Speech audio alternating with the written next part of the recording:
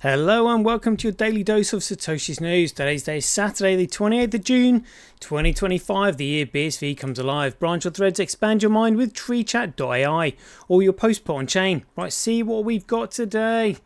Some post here from CSW. Right, the man is absolutely on fire at the moment.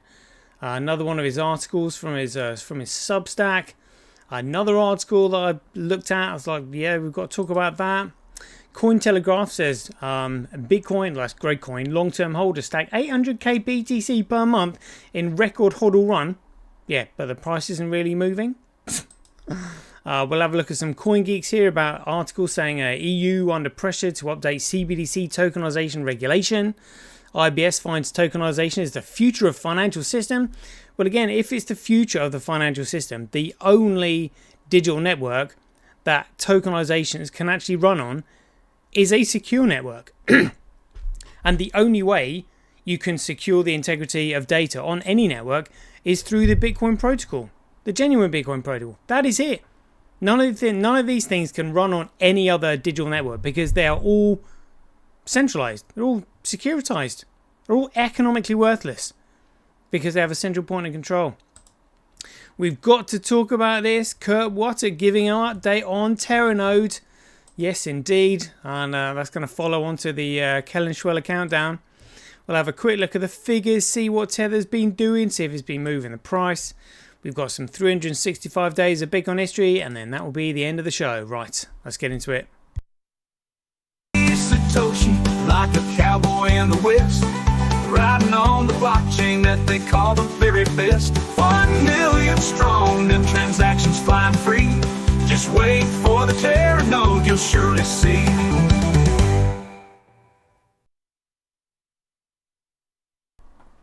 Alrighty, right, let's get into this then.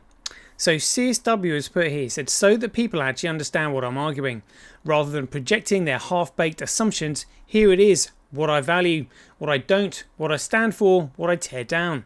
No ambiguity, no sugarcoating, no room for misinterpretation. Alright, here we go. And this wasn't in response to anything, it was just literally a direct post. So it says, what I value, creation over commentary, work over whining, responsibility taken, not delegation, not crowdsourced, resurrection of waste, decay, the forgotten, turning abused land into productive ground, high output, high standards, high fidelity to facts, craft, structure, rigor, writing that bleeds and thinks, loyalty, family, love tempered in fire, not in performance, suffering transmuted into excellence, not into victimhood, truth that offends over lies that sedate, order built, not imposed, stewardship of the earth, not Gnostic escapism, faith with backbone, not fashionable pagan cosplay, complex thought, long form ideas, and the hard grind of making reality bend to effort. Oh wow, he's almost like a poet and we didn't know it. What I despise, echo chambers and intellectual inbreeding, ad hominem masquerading as argument, peer review as priesthood, soft nihilism dressed as spiritualism, sloppy relativism, shallow mysticism, and dead-end tantric chic, the cult of ChatGTP worshippers mistaking tools for minds, the fragile egos of men without chests, punching down from soapboxes, performative Amish lurpers with Bluetooth drills, moral cowardice in the name of empathy, collectivism by any name, be it in red flags or beige academia, people who believe feelings are arguments and consensus is proof, the intellectual equivalent of wet cardboard, convinced it's granite because fire are the sheets said so on Reddit, because five of the sheets said it on Reddit. In short, I build, I write, I do, I fight, I resurrect, and I don't kneel. So before you try to argue, at least get the terrain right. I'm not here to be liked. I'm here to remake the ground beneath your assumptions. Woof. Fantastic stuff. Fantastic stuff. And ketones, not glucose, has said, speaking of building, what timeline do you see IPv6 up to the levels needed? I haven't heard anything from the LAFT in years now, but I haven't been keeping up on that front. Anyways, I'm curious. Thanks. CSW said when it's implemented, basically Asia and BSV are the impetuous. So basically Asia and BSV are the impetuous. Brad said a good health would make him more positive. It may be better to start there. He said, got that. So that means he sounds like he's fully recovered from his motorcycle accident. That is ace. That is ace. That is really good to hear. Really good to hear. Yeah, great stuff. Right, yeah, let's move on. So he says, if you would argue with me, first know what I defend. And he's actually written an article on this. He said, the architecture of my wars, values declared, delusions disavowed.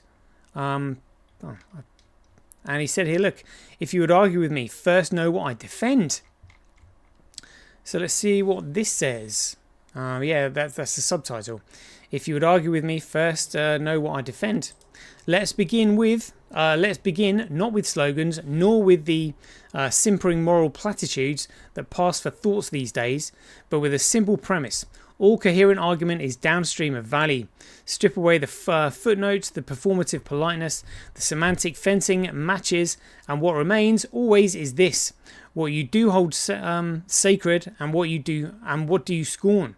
Until that is defined, no debate is more than posturing, and no dialogue more than an echo bouncing between two hollow skulls. So let me make this plain before you step into the ring with me, or dare to misunderstand me. To misunderstand, well, either people are taking it the wrong way, or you're just miles ahead of them. No, I think that's really what it is, too far ahead. I will outline it here. I will outline it here explicitly is the marrow of my worldview. These are not performance, these are not preferences, they are axioms. They are the structural bones of my argument, the granite bedrock under the cathedral of every claim I make. You cannot refute what you haven't grasped, and I will no longer entertain objections from those who haven't bothered to map the territory they wish to invade. I begin with what I value, not in the flippant sense of likes, but in the essential philosophical meaning of value as the orienting compass of life. What one builds towards, what one judges by, what one is willing to protect and sacrifice for, and yes, sacrifice is part of it. For your values cost you nothing. They are not values, they are wallpaper. Then I move to what I reject, not as irritants or pet peeves, but as anti-values, viruses in the software civilization. These are the elements that degrade reason, dilute excellence, and render the human project inert. They are not merely wrong, they are corrosive. They are not oppositions worth arguing. They are the obstructions of being dismantled. And so you'll find two distinct but inseparable pieces of my position: a clear declaration of what I affirm, and the relentless exercisation of what I disavow.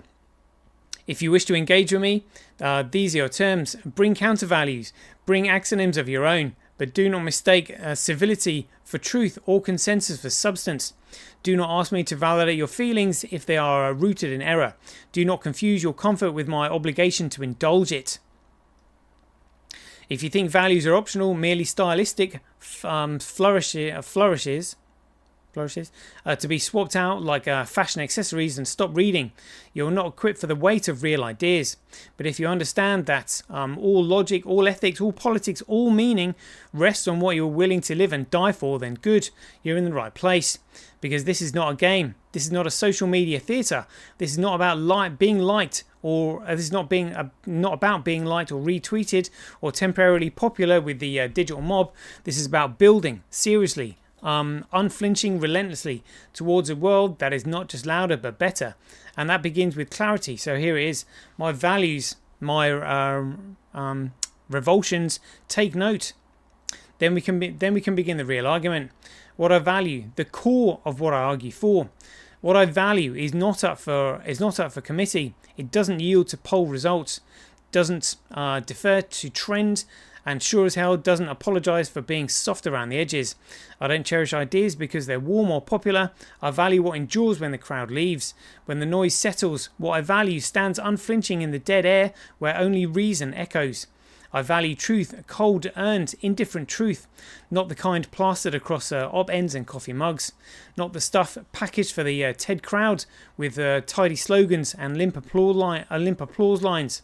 I'm talking about the kind of truth you bleed from, chipped out of contradiction, clarified through attacks, reshaped through the wreckage of every assumption that once made you comfortable.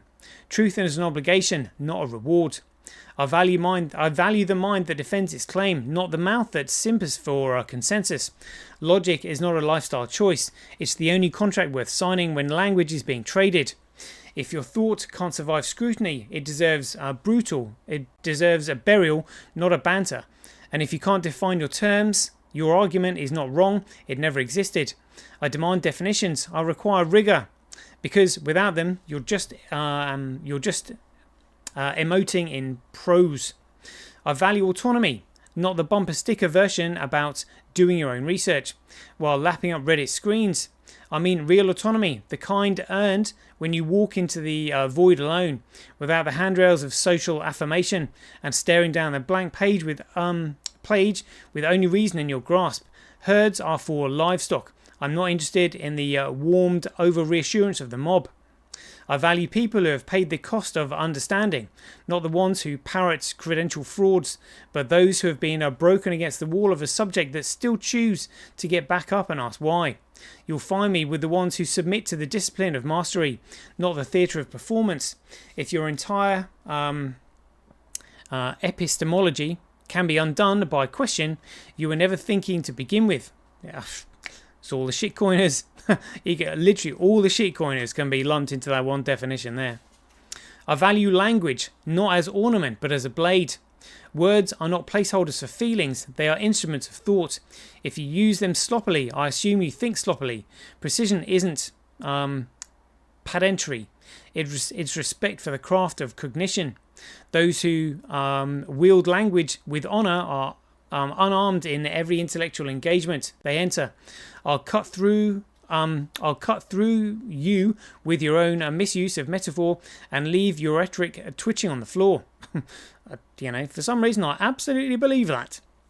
I have no doubt in what he's saying there at all. I value intellectual merit, not legacy seats, not branded journals, not peer-reviewed parroting in a house built of glass citations.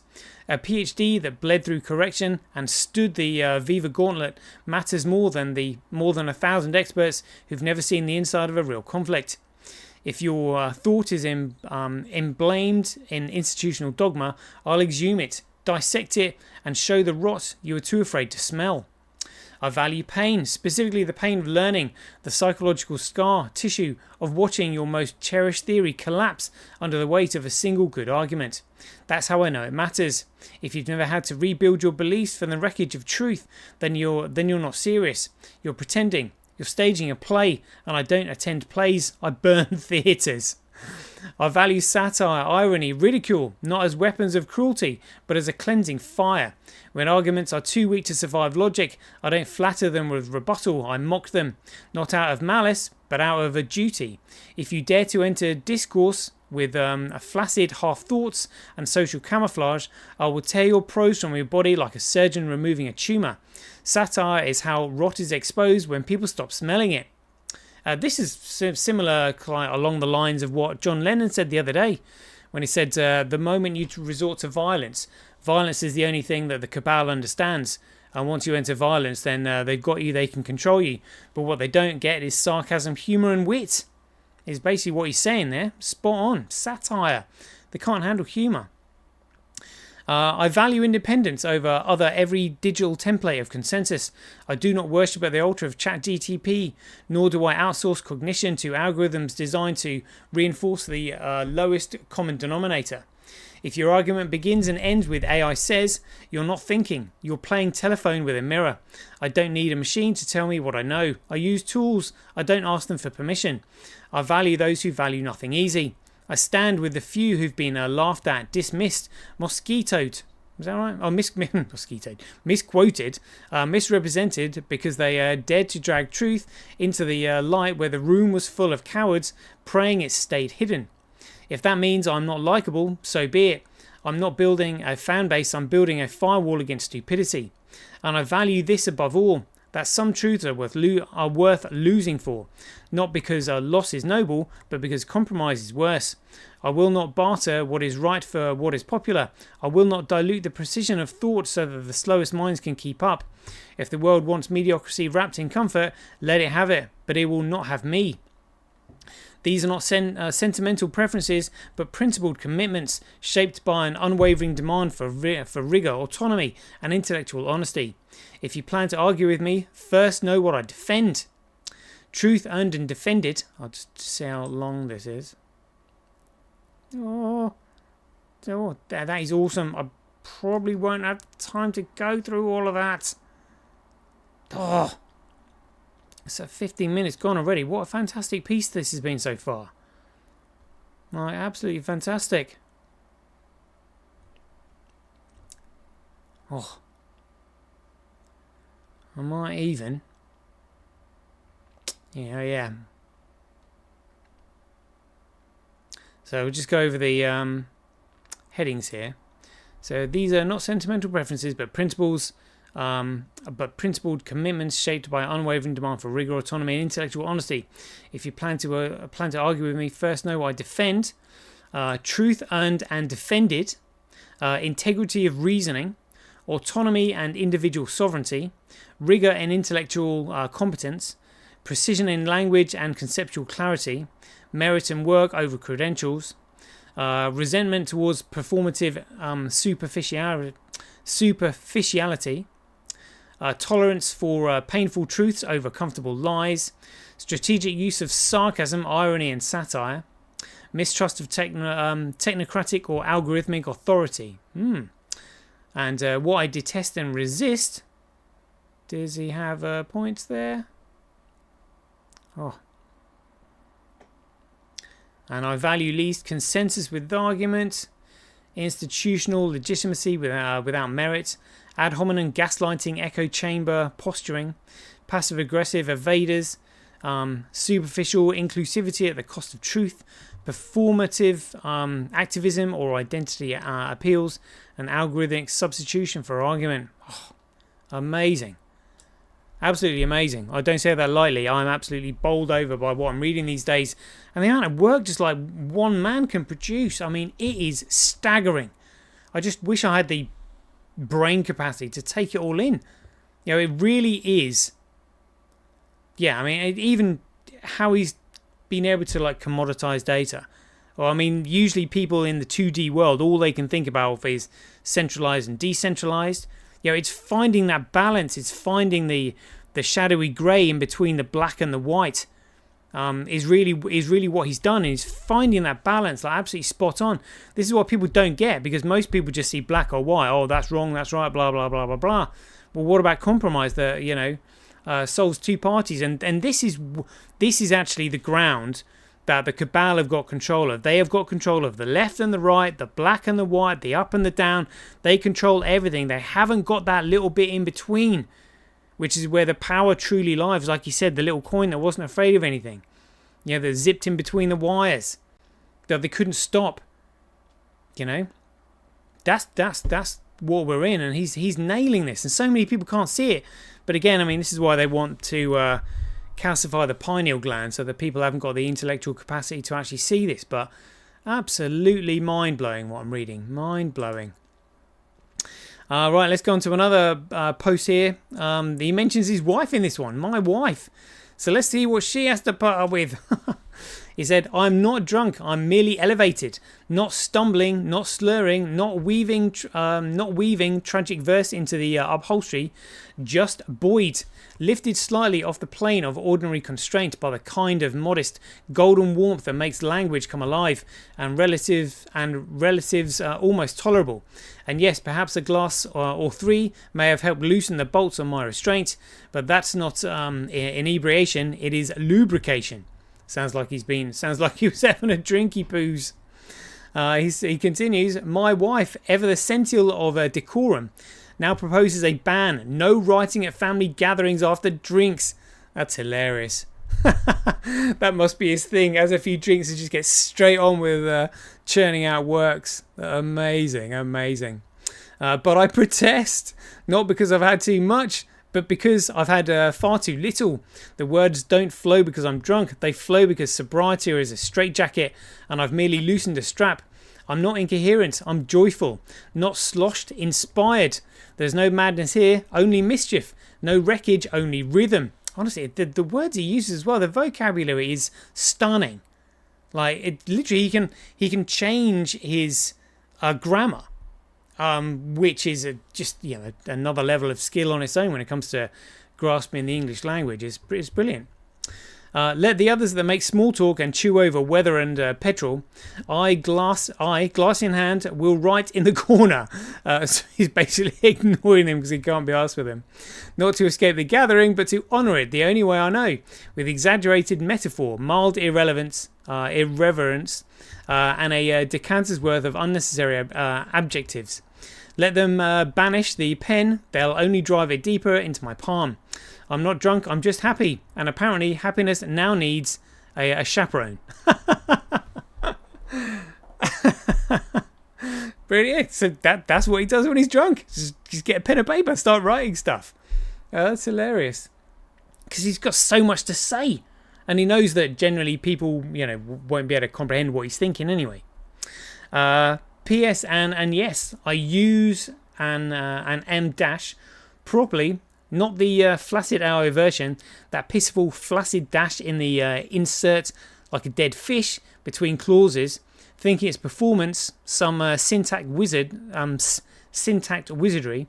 No, M dash, the real one, it's not decoration, it is interruption with intent. Elegance sharpened into the blade. It does not hold your hand, it grabs your lapels and changes the subject. AI that, what's that? Fibig, you excuse me.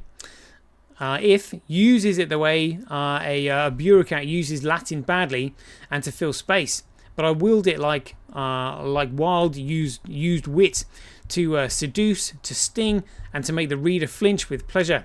Read, learn how to use M dashes and N dashes and hyphens. Merriam-Webster. Okay, what's that? Right, got ya. Checked all. Alright.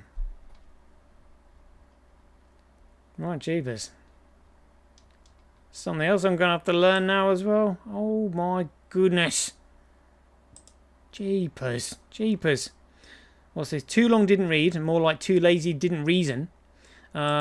Tragically limited. Defiantly redundant. Oh. Let's see what he says out of curiosity. A declaration of willful ignorance masquerading as culture commentary. Once a practical summary for dense information, now a battle cry for the semi-literate, the dim-witted and the chronologically overstimulated, the ones whose minds have been boiled down to dopamine-added sludge and then filtered through the buzzword generator. TLDR doesn't mean too long. It means too difficult, too demanding, too much like thinking. It's not a summary. It's a confession, a badge of honor for the proudly incurious, the kind of people who believe that literacy is elitism and paragraphs and microaggressions. They skim not out of necessity but as ideology. Skimming is now a lifestyle, a protest against complexity, a lifestyle of grazing across content like a cow with ADHD. I saw more than two paragraphs in TLDR. Translation, my brain bounced off a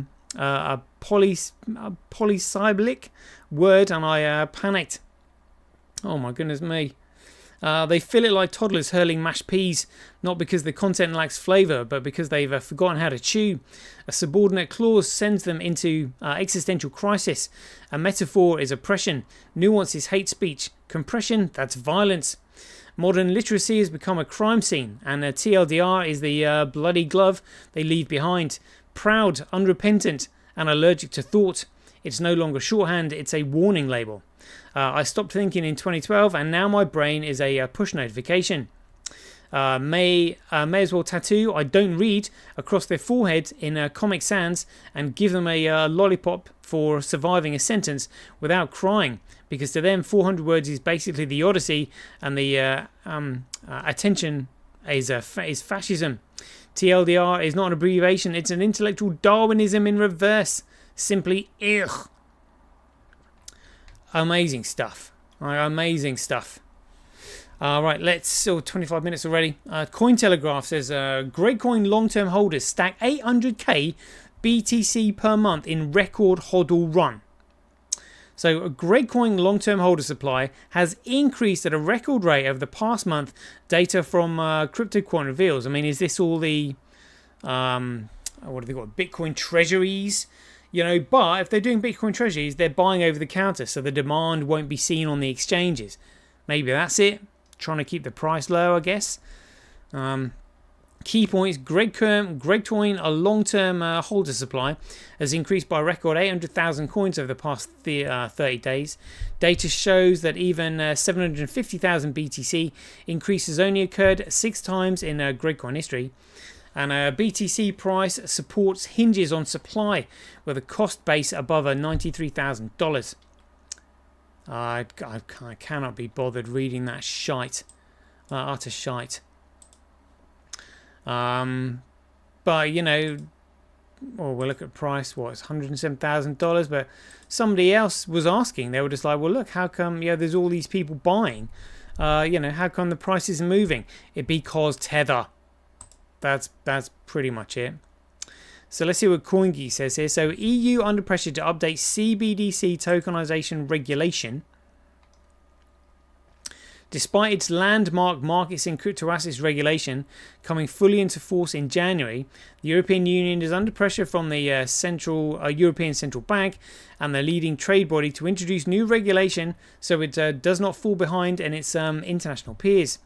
ECB President Christine Lagarde on Monday urged European lawmakers to speed up the introduction of legislation backing the launch of a digital euro. Meanwhile, a few days earlier, the European Fund and Asset Management Association published a guide recommending an update on regulatory framework. Blah, blah, blah, blah, blah. We know why they're speeding up.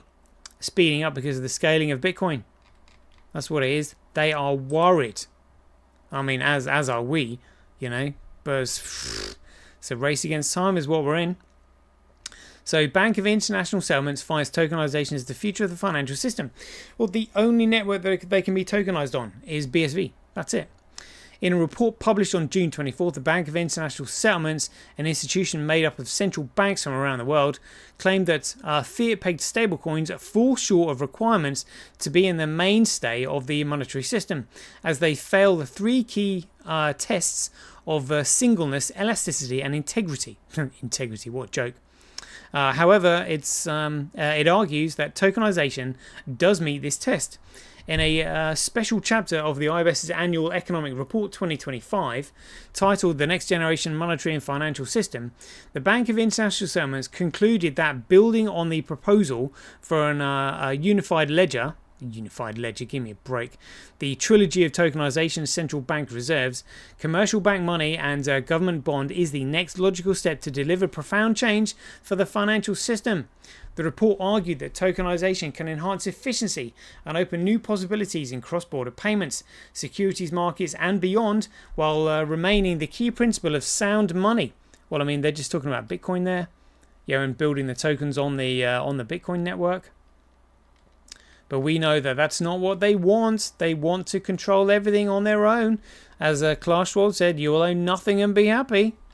And he said, pay insufficient attention to the frightening scenario of a comprehensive cyber attack. They're going to wipe all the financial records around the world. That's what they're going to do. That's why we need everything on the Bitcoin network. And check this out. In terms of scaling, this is an epic tweet here. Kurt Wattock Jr. said, the latest Teranode build is running really well, stable, useful, and a few light updates. I'm not at liberty to talk specifics, but the Gorilla Pool team is very impressed and happy to work alongside the BSVA Teranode team on testing. Excited for everyone to see it. Oh, to see it. Is it going to be revealed soon? Come on, come on. And this is what leads us into the Kellenschweller countdown. Come on, we are now June 28th, which I think that we might see Teranode launched to open source anytime within the next 82 days. That's what I say. That's my personal opinion. Bring it on. Let's have a quick look at the figures then. So Gridcoin, $107,000. Bitcoin, the genuine Bitcoin, just $31. Can you believe it? Hash rate, 0.04%. Network nodes, 0.18. Transactions, 40%. Block size, though, 90%. And look at these blocks coming through. 156, 34. So that means there's more... and 43, there's more megabytes in that one block than there is in the entire column of Gridcoin. 155, 142, 208, biggest one so far. 180, 149, 108, 315 megabytes in one block. Bring it on. Currently 45,000 times cheaper to transact on Bitcoin than Gridcoin. Whoa! Mining Bitcoin at a 91.2% comparable loss. Whoa. Whoa. Oh, no, there is no way shitcoiners are going to be mining Bitcoin when you've got that as your comparative profitability. Because miners chase profit. But they will be going on to Fisher Price Cash because it's 22.3% more profitable to mine on Fisher Price Cash. But 0.6% more profitable to mine on Bcrash. But whoa, so miners should be heading on to Fisher Price Cash. That's what they should be doing. Right, the politics is in the pie charts. Let's have a quick look at this. Global hash rate 7 days, global hash rate 24 hours, Gridcoin hash rate other miners 8.3. Bcrash other miners 25%. Fisher Price Cash, who cares? Bitcoin, we know that CoinDance don't show the figures on that one. But let's have a look at the Tether weather. So what's this done in the month? It's gone from 155.8 to 157.5. Almost $2 billion in a week. Good grief. So $100 million, $2 million a day.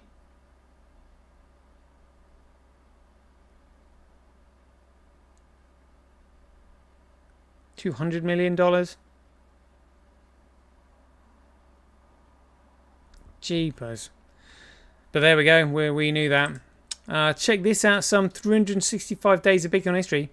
28th of June. So on the 20th of June, 2021. Crikey, this was 4 years ago now.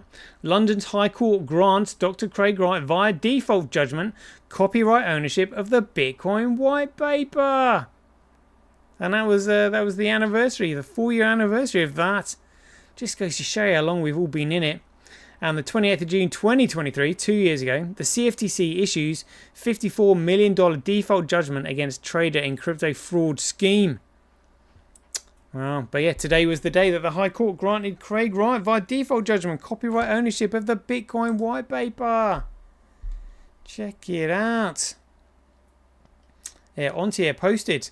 And this was the law firm that Craig wrote about. Dr. Craig Wright was today awarded default judgment in his copyright infringement action against Cobra. This is an important development in Dr. Wright's quest to obtain judicial vindication of his copyright in the white paper. June 28th. Massive. Massive. People don't shout about that now, though, do they? So anyway, there we go. We'll leave it there. I hope you enjoyed it. So as ever, if you enjoy these updates, please ding your donations for your appreciation to either satoshi@senbi.com, handcash.io, rockwallet.me, simply.cash, relays.com, or senti.ch. We'll leave it there. Hope you enjoyed it. As ever, be aware, take care, stay safe out there, and we'll see you in the next one. 2 years ago, you got SegWit, which we lied and cheated and stealed, and I was part of the lying and cheating and stealing to get SegWit, to get Lightning, which, by the way, had critical vulnerabilities and lost people's money. The king still has one more move.